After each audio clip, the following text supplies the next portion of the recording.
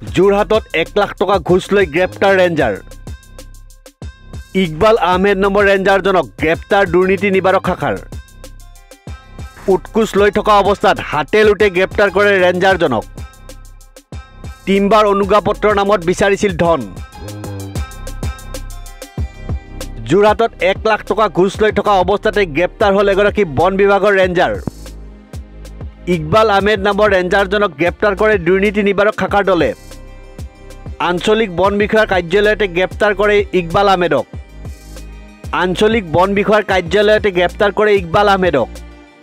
timber অনুজ্ঞাপত্ৰৰ নামত ৰেঞ্জাৰজনে বিচাৰিছিল 1 লাখ টকা 1 লাখ টকাসহ হাতে লুটে ৰেঞ্জাৰ ইকবাল আহমেদক গ্ৰেপ্তাৰ কৰে গুৱাহাটীৰ দুৰ্নীতি নিবাৰকৰ দলে এইবাৰ 1 লাখ টকা ঘুষ লৈ গ্ৰেপ্তাৰ হ'ল বন বিভাগৰ ৰেঞ্জাৰ দুৰ্নীতিগ্ৰস্ত ৰেঞ্জাৰজনৰ নাম ইকবাল আহমেদ দুৰ্নীতি নিবাৰক শাখাৰ দলে 1 লাখ টকাসহ হাতে লুটে গ্ৰেপ্তাৰ কৰে ৰেঞ্জাৰ ইকবাল আহমেদক যোৰহাটত 1 লাখ টকা ঘুষ লৈ থকা অৱস্থাতে গ্ৰেপ্তাৰ হ'ল এগৰাকী বন বিভাগৰ ৰেঞ্জাৰ